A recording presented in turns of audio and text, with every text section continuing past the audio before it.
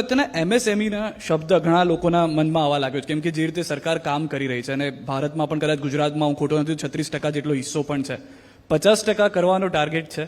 ક્યાં સુધીમાં થશે? લાલચ થોડી વધારે છે, પણ ક્યાં સુધીમાં થશે? કોઈ પણ દેશની ઇકોનોમીની અંદર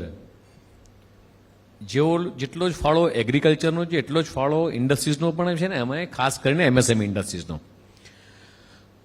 કોઈ પણ મોટા ઉદ્યોગો એ દેશમાં આવે અને વિકાસની ગતિ આગળ વધે, આ કોન્સેપ્ટ કોઈ લાવ્યું હોય. રાઇઝિંગ ગુજરાત આજે આપણે છાતી ઠોકીને લખી શકીએ છીએ, એનું એકમાત્ર કારણ હોય તો એ વિચાર હતો દેશના પ્રધાન માન્ય નરેન્દ્ર મોદીજીનો, જે 2003માં વાઇબ્રન્ટની શરૂઆત કરી અને વાઇબ્રન્ટથી જે દેશ વિદેશથી લોકો આવ્યા, જેણે કરોડો રૂપિયાનું નિવેશ કર્યું.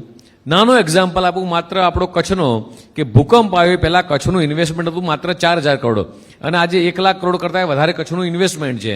તો કચ્છના ઇન્વેસ્ટમેન્ટમાં આજે દુનિયાની સૌથી વધારે પાઇપલાઇન હોય, ડ્રેનેજ લાઇન હોય, ગેસ લાઇન હોય, ઓઇલ લાઇન હોય, આની બધી પાઇપો ક્યાં બને છે? તો કચ્છમાં બને છે. એટલે પ્રાઉડલી કહું કે સોયથી માંડીને પ્લેન સુધીની તમામ વસ્તુઓ ભારતમાં નહીં પણ ગુજરાતમાં બની રહી છે. વડોદરાની અંદર હમણાં જ માનનીય મોદી સાહેબે જે એરક્રાફ્ટ એસેમ્બલીનું જે યુનિટ ઇનોગ્રેટ કર્યું, તમે કલ્પના કરો કે આ બધી જ વસ્તુઓ એના એન્સિલરી યુનિટ ક્યાં બને? મારુતિનો ધંધો બહુચરાજીમાં કંપની આવી, પણ બહુચરાજીમાં જે મારુતિના બની રહી છે એના સ્પેરપાર્ટ કેટલા બની રહ્યા છે? તો એના નંબર ઓફ જે સ્પેરપાર્ટ બની રહ્યા છે એ સ્પેરપાર્ટ એ એન્સિલરી યુનિટમાં બની રહ્યા છે. આજે સુરેન્દ્રનગર તો બેરિંગોનું હબ બની રહ્યું છે. સાથે સાથે સુરેન્દ્રનગરમાં કપાસ મેક્સિમમ થઈ રહ્યો છે. અમરેલીમાં જે સ્પિનિંગ ઇન્ડસ્ટ્રીઝ છે તો સ્પિનિંગ મશીનરી ક્યાં બની? તો ગુજરાતમાં બની રહી છે. ટેક્સટાઇલમાં ગુજરાત મોખરે છે, કેમિકલમાં મોખરે છે, ફાર્માસ્યુટિકલમાં મોખરે છે. તો આના બધા એન્સિલરી યુનિટો ગુજરાતમાં છે. ઓટોમોબાઈલનું હબ બની ગયું છે રાજકોટ આપણું. અહીંથી નરોડા જઈએ ને આપણે, અહીંથી 5 કિલોમીટર થાય, તો તમારે સબમર્સિબલ પંપ કોઈને લેવો હોય તો નરોડામાં જે 10 મિનિટની અંદર આખો સબમર્સિબલ પંપ એસેમ્બલ કરીને મળી જાય. અહીંથી જામનગર જઈએ તો જામનગરની અંદર આખા ભારતમાં સપ્લાય થતી ટેપ દુનિયાની, એટલે ભારતની સારામાં સારી જે ચકલી મેન્યુફેક્ચર કંપનીઓ, જેગવાર, કોઈ પણ મોટી બ્રાન્ડ હોય એનું કાસ્ટિંગ તો કે ભાઈ જામનગરમાં જ થાય. આ બધા જ એન્સિલરી યુનિટો બન્યા છે. આનંદની વાત એ છે કે ભૂપેન્દ્રભાઈની સરકારમાં છેલ્લા 3 વર્ષની અંદર 5 કે 6 લાખ કરતાં પણ વધારે એમએસએમઈ ઇન્સ્ટિટ્યૂટ નવા વધ્યા છે. અત્યારે લગભગ 22 લાખ જેટલા એમએસએમઈ યુનિટો ગુજરાતની અંદર છે અને અમને પ્રાઉડલી કહેતા હતા એઝ એમએસએમઈ મિનિસ્ટર તરીકે કે ગુજરાત દેશમાં નંબર 1 છે. ગુજરાત નંબર 1 રહેશે. એની સાથે સાથે રોજગારીની પણ થોડી વાત કરવી જરૂરી છે. એમએસએમઈની તો આપણે વાત કરી છે.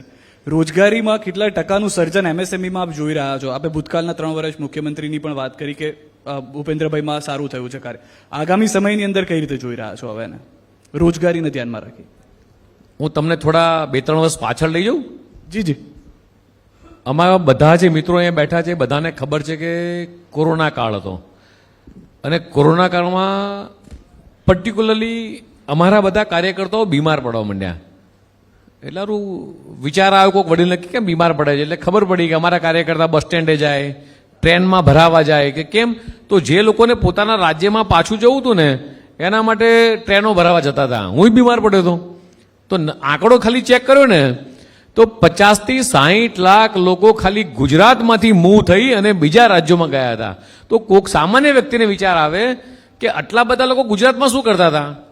પણ આ બધા જ લોકો વર્ષોથી ગુજરાતમાં રોજીરોટી માટે, રોજગારી માટે, એ ગુજરાત એક એવું ડેસ્ટિનેશન છે કે ત્યાં તમામ પ્રકારની રોજગારી મળી રહે એ પ્રકારનું ડેસ્ટિનેશન ગુજરાત બન્યું છે.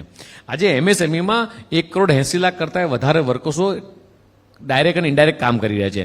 એક પણ સેગમેન્ટ એવું નથી કે ગુજરાતની અંદર રોજગારી કોઈ આવે અને નોકરી ના મળે એવું કોઈ તક નથી. અમારો શ્રમ રોજગાર વિભાગ, અમે પોર્ટલ બનાવ્યું છે. કોઈ પણ નોકરી જોઈતી તો પોર્ટલ પર રજીસ્ટર કરે. આખા રાજ્યના 33 જિલ્લામાં પોર્ટલ કાર્યરત છે. પોતાનું રજીસ્ટ્રેશન કરે. હું એન્જિનિયર થઈ ગયો છું અને સરકાર પોતે પાછું ઇનિશિયેટિવ લઈ મોટી કંપનીને બોલાવે, પ્લેસમેન્ટ કરે છે. એક સામટા લાખ લોકોના પ્લેસમેન્ટ કરેલા ઓર્ડર એ રાજ્ય સરકારે આ કામ કર્યા છે. એટલે ગુજરાતમાં કોઈને પણ આવવું હોય સસ્તામાં સસ્તું ગુજરાત છે, અમદાવાદ છે, રહેવાની સગવડ મળે, ખાવાની સગવડ મળે. માન્ય મુખ્યમંત્રીશ્રીએ તો 5 રૂપિયાની અંદર શ્રમ રોજગાર વિભાગના કારીગરોને ખાવા માટે સગવડ કરી આપી 5 રૂપિયામાં.